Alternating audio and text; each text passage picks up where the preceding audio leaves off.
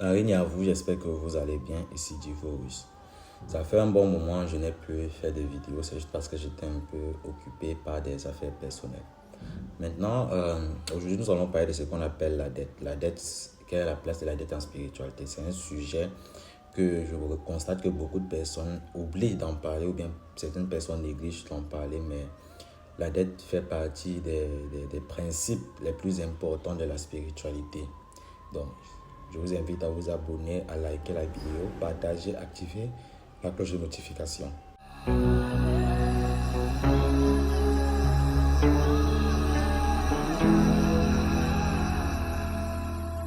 Bon, c'est quoi la dette? Quelle est la place de la dette dans la spiritualité? Il faut savoir que le premier principe de la spiritualité, c'est l'équilibre. Raison pour laquelle dans tous les courants spirituels, il y a toujours cette balance qui représente l'équilibre entre toutes choses. L'équilibre entre le physique et le spirituel. L'équilibre entre le bien et le mal. L'équilibre entre la positivité et la négativité. Ce n'est que ça, parce qu'il faut cet équilibre pour maintenir l'harmonie dans le monde, maintenir l'équilibre dans le monde. Il faudrait que les deux forces soient équilibrées, les deux polarités soient équilibrées. Raison pour laquelle vous allez vous rendre compte que dans la spiritualité égyptienne, qui est la mère, bon, on n'est pas la mère, on va dire, oui, on va dire la mère, parce qu'on va dire la première, la spiritualité première, on va dire la grand-mère. Disons la spiritualité égyptienne, qui est la mère de la spiritualité actuelle, a toujours fondé son principe sur le principe de la balance. Quand vous allez étudier les hiéroglyphes, vous allez vous rendre compte que lors du chemin de l'homme, de l'esprit de l'homme après le décès, parce que le chemin après le décès signifie que lorsque l'homme se détache de sa vie physique, lorsque l'homme se détache du matériel, lorsque l'homme se détache de son corps physique, qui est symbolisé par la mort, il continue un autre chemin. Sauf que cette fois-ci, pour accéder à un entre guillemets paradis, ou alors pour renouer avec le divin, il y a ce qu'on appelle le test de la balance, où on pèse le cœur de la personne. Maintenant, quelle est la place du cœur aussi dans la spiritualité? Je vous explique ça avant de vous parler des dettes pour que vous puissiez comprendre. Quelle est la place aussi du cœur dans la spiritualité? Vous savez que dans les enseignements avancés de la spiritualité, que ce soit dans la gnose, la kabbale, partout, on parlera de ce qu'on appelle le Christ du cœur, ou alors le Dieu qui se trouve au niveau du cœur, ou alors dans la rose, quand on va parler de la rose du cœur. En fait, cela symbolise qu'on va à un niveau de votre élévation et il va falloir que la balance qui pèse, qui sera utilisée pour peser votre élévation spirituelle, votre niveau d'élévation, votre, entre guillemets, le bien et le mal, il faudrait que le niveau d'élévation soit plus avant, soit plus lourd par rapport au niveau, bon, on va prendre du bien et du mal, il faudrait que le bien soit plus lourd par rapport au mal, afin que vous puissiez accéder entre guillemets au paradis. Donc, dans certains moments de la vie, il faudra toujours veiller à ce que la positivité soit assez élevée, soit plus présente dans notre vie que la négativité. Il faudrait que le spirituel l'emporte sur le matériel. Par exemple, là, vous allez voir certains vieux, comme mon grand-père, qu'ils arrivent à certains niveaux, ils ont ce qu'on appelle un détachement du matériel. Et généralement, lorsque les personnes atteignent ce degré, comme j'ai dit, c'est des tâches du matériel, déjà du matériel pour se concentrer sur le spirituel. Et ils atteignent un niveau où, rien que par le pouvoir de la parole, ils ont la capacité de fertiliser, de créer dans la dimension astrale. Voilà. Maintenant, on va revenir sur le cas de la dette. Lorsque vous avez une dette, c'est aussi le même principe que le principe de la balance. La dette n'est pas que financière, il y a les dettes matérielles, il y a les dettes spirituelles, il y a les dettes morales aussi. Vis-à-vis de nos parents, on a ce qu'on appelle une dette morale. Donc, il y a des choses qu'on doit faire pour eux. C'est pour ça que vous allez vous rendre compte que tous les initiés, sans exception, ont toujours ce penchant à vouloir valoriser leurs parents. Même si tu leur dis que leur père est le plus grand sorcier, est l'homme le plus mauvais sur terre, il va toujours vouloir valoriser ses parents en fait. C'est pour ça que la plupart des initiés, même lorsqu'ils vont voir que peut-être votre mère ou bien votre père a fait un pacte qui vous nuit, peut-être il ne va pas vous dire. Et même s'il vous dit, il va vous dire, c'est pas à vous de vous occuper de cela, c'est à nous. Et ils vont savoir comment gérer. Mais ils ne vont jamais vous pousser à vous éloigner de vos parents ou à vous détacher, vous désolidariser de vos parents. Tout simplement parce que vis-à-vis de vos parents, vous avez une dette morale et cette dette morale doit être comblée. Donc, et c'est très important aussi pour votre niveau, pour votre élévation spirituelle. Les dettes matérielles et financières, on va englober ça dans le même sujet. C'est puisque c'est plus ça qui est le problème, ce qui me fait parler de cette vidéo.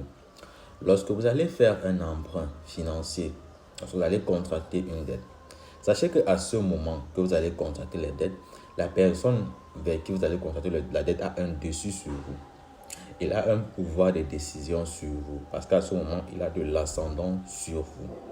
Donc, ce qui veut dire que au travers de cette dette, cette personne, si elle est de mauvaise foi ou si elle est une mauvaise personne, peut éventuellement même, on va partir dans les extrêmes, décider de vous vendre à un esprit, de vous vendre même à quelqu'un, tout simplement parce qu'il a de l'ascendant sur vous. Quand vous allez prendre l'histoire douloureuse de l'esclavage, on va vous dire que des personnes parfois qui étaient très endettées se retrouvaient vendues aux colons par des personnes, par leurs créanciers, en fait, par des personnes à qui ils devaient de l'argent. C'est ainsi aussi dans la spiritualité. Lorsque vous devez une personne, cette personne a de l'ascendant sur vous, elle est votre maître. Même si votre poids financier et mystique est au-dessus du sien, sachez que cette personne aura toujours de l'ascendant sur vous tant que vous n'aurez pas remboursé cette dette-là. En dehors des dettes, il y a aussi les dettes vis-à-vis des esprits. Lorsque vous allez faire un rituel où vous demandez quelque chose à un esprit, vous demandez à une divinité, un égrégore, de vous offrir quelque chose, il faut vous attendre toujours à un contrepartie. Donc, on ne reçoit rien sans rien donner. Tout ça, ce n'est que pour permettre à ce que la balance soit équilibrée des deux côtés, pour qu'il n'y ait pas un ascendant d'un côté vis-à-vis de l'autre.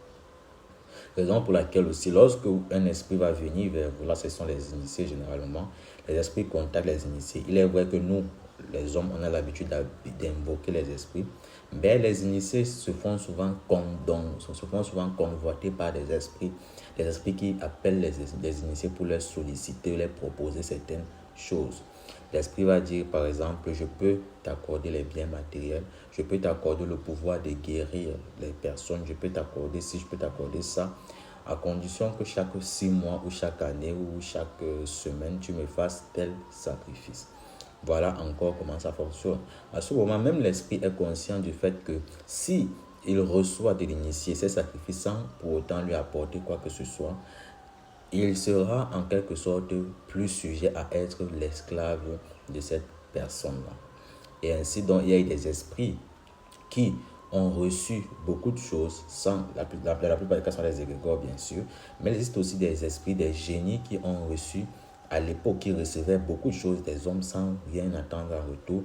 Ensuite, ils se sont retrouvés esclaves et emprisonnés par ces mages, entre guillemets. Ils étaient souvent emprisonnés dans des bagues, dans des talismans. C'est de là donc que vient le mythe de la lampe magique où on frotte, un génie apparaît et il a l'obligation d'exaucer 3 de nos vœux. Maintenant, quand on parle de dette, il faut savoir que la dette, c'est d'abord l'entente entre 2 personnes. Si une personne vous fait un prêt, il faudrait vous entendre sur comment vous allez rembourser ce prêt-là, sur les différents moyens de remboursement. Pareil avec les esprits. Quand vous allez chez un esprit, vous lui demandez, je ne sais pas, les milliards, il va vous demander aussi quelque chose proportionnel à ce que vous lui avez demandé.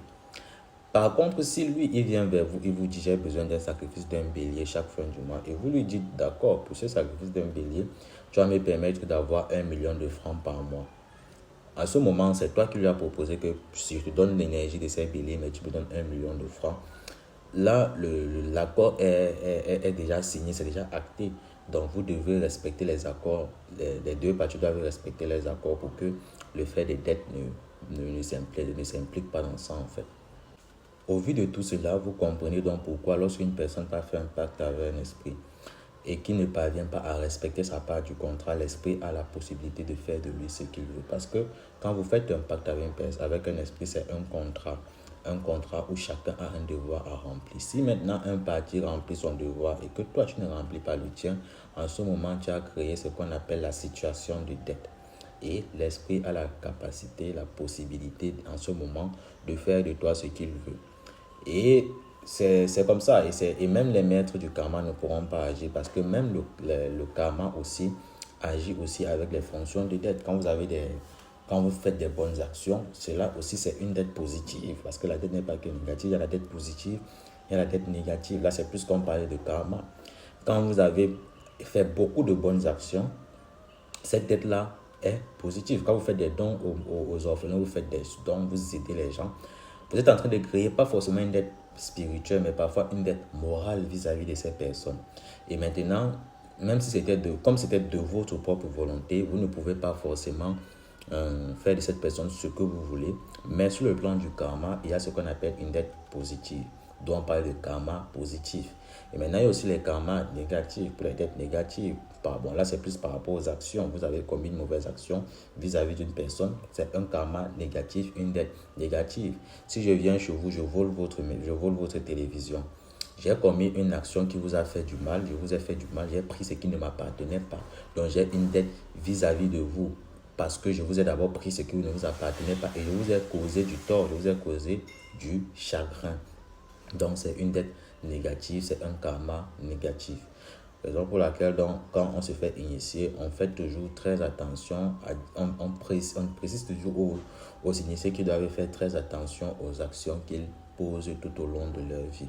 Parce que bien évidemment, les maîtres du karma sont plus sévères avec les initiés qu'avec les profanes, tout simplement parce que l'initié est censé tout connaître, il est censé maîtriser, pas tout forcément, mais maîtriser une bonne partie ou alors du moins les bases de la vie en société et de la vie spirituelle.